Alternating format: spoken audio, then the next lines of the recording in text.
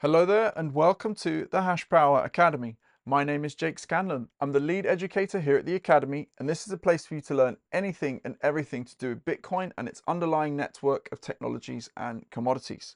Now, the topic of today's video, we're going to delve into the most backwards country on this earth called the United Kingdom, a crazy little island on the edge of Europe. And the two biggest concerns, lo and behold, are energy and finance, which seem to be these two big topics across everything in society and represent, well, energy is the input to everything in society, and finance is the outputs, shall we say. And the two biggest issues I can show you here in this free Financial Times that I got going through the airport is the Financial Conduct Authority, which is our financial regulator in the UK. They have a warning to young people about crypto because they are too concerned at the amount of people delving into things like Bitcoin. And they'd rather start a 5-year strategy to make shares and bonds a natural early investment.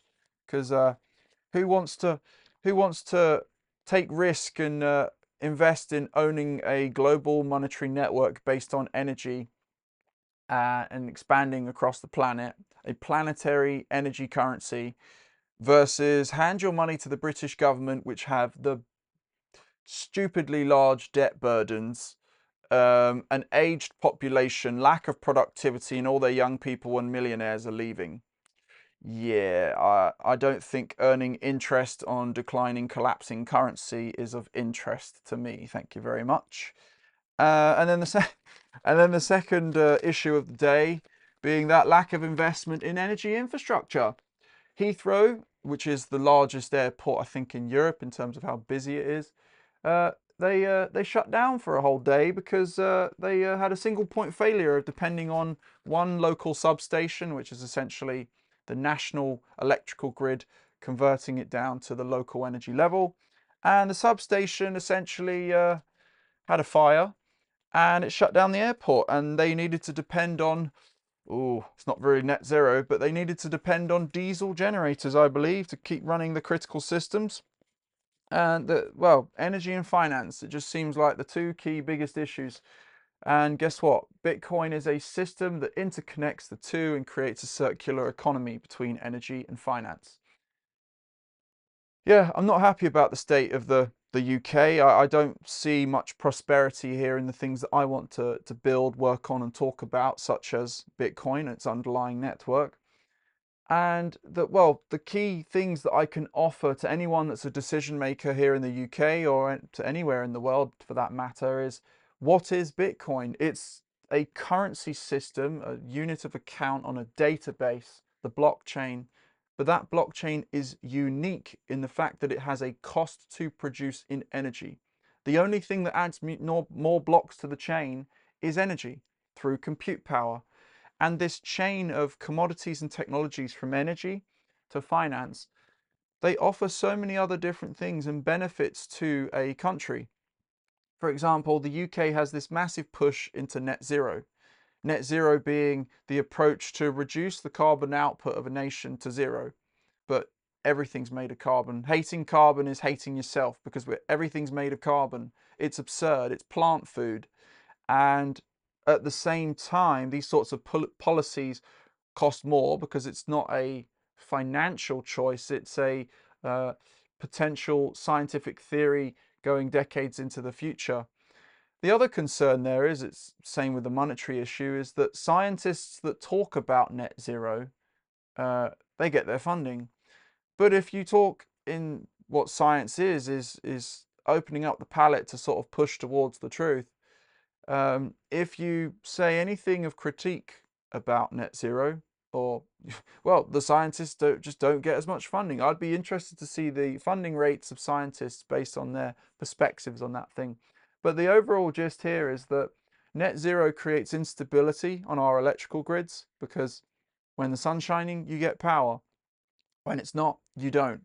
What if everyone's watching the football at the same time that there's no power being produced? We have to then buy it in extreme prices from other countries because they don't want carbon emitting power sources. And then that issue of transferring power has cost. And so we need more electrical infrastructure. And as mentioned, that there's just lack of investment in the energy side of things. But here's an interesting observation. What are Bitcoin miners doing? They need to buy energy and sell it to a global network. But also they wish to sell energy in the future where they contractually buy it from a producer, which locks them into an income stream, a buyer that will continually buy over time, and then sell and distribute that power to other consumers that may need power at certain times. And Bitcoin mining defines a price in which those machines, those computers, the Bitcoin miners are willing to sell that power at a higher rate. If you're earning 10 cents per kilowatt hour, why would you consume power at 12 cents a kilowatt? The grid will buy it. So it's that concept of the value of something is what a person's willing to pay for it. And if the grid's willing to pay a higher price, why would the computer consuming to produce Bitcoins stay on? It's just a direct conversion of energy into money. There's no business in the middle that they need to use the power for. So the unique component of Bitcoin mining is that it's a energy system and a financial system as essentially a Venn diagram, and compute being that piece in the middle, which is just a computer that is consuming energy to produce Bitcoin, and it can sell it and arbitrage the other way. And that's the key thing here, is that lack of productivity, which is probably a very key component of the Financial Conduct Authority, worried that there's economic leakage onto the internet, so to speak, of young people, which are going to be the majority in the future. If young people are investing outside the nation, the only way to have that money cycle back into the nation is potentially through investing in the energy sector side of things. Changing to regional power pricing is something that I believe his name is Greg Jackson of Octopus Energy.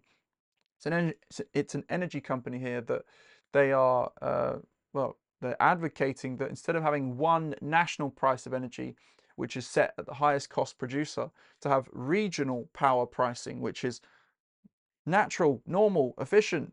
The closer you are to an energy producer, the cheaper your power. The further away from an energy producer in the middle of the city where there's no power production, the more expensive your power. It creates direct alignment between where it's produced to where it's consumed. The closer you live to production, the cheaper your power. And that's why Bitcoin miners will find their way closer and closer to production, or they will seek to produce their own power. And that's the future of the Bitcoin network. If you're vertically integrated in producing your own electricity, deploying your own computers on site and exporting it to the internet, that's not just, that's amazing in of itself, but that's the first step. The next step is, well, if a local person wants to buy that power, the miner has a very specific mathematically defined rate in which he will sell the power. So electrical grid infrastructure and wiring from that site and expanding that is going to be those next steps of advanced evolution of Bitcoin mining, that they are going to want to build out a root system to this network of selling power where it's needed. Because if you can sell power to someone they demand it at a higher price in which you're willing to consume it into a network. Everything's about comparison with this network. It has arbitrage on the financial side of being fixed in supply, so it's going to outperform any fiat currency that is continually issued and circulated and priced against everything that's now impossibly expensive to buy, such as property in the UK. That young people have the steps have been massively increased. The average salary in the UK is, well, pathetic versus the cost of a house. So why, like, I mean, this article literally mentions the amount of risk associated to Bitcoin and digital assets. Of course, the crypto side of things is where the risk is, because it's just a bunch of digital penny stocks, versus Bitcoin, which is an ocean of liquidity because it has a cost to produce in energy. And so the key observation with this is that Bitcoin is a system expanding and deploying energy infrastructure. If you observe the Bitcoin price, you can go, oh, it went from nothing up to $80,000-$90,000, right? That's just the financial lens of understanding it. On the underlying network side of things, you can go, well, hang on, Bitcoin wastes the electricity equivalent of an entire country. No, for it to be able to consume the electricity of an entire nation, that network had to pretty much contractually buy the electricity of an entire nation, build out the infrastructure of electricity consumption for an entire nation, wiring, transformers, and every other component associated to that.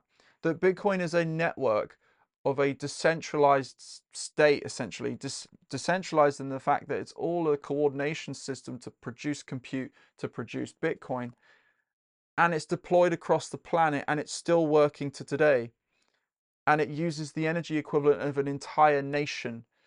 If that's not worth inviting that sort of technology innovation of energy money into your nation state, then those interested in those sorts of advancements are going to leave your country. And that's what we're going to see in the UK. On the financial side, it's millionaires and billionaires and whatever else leaving.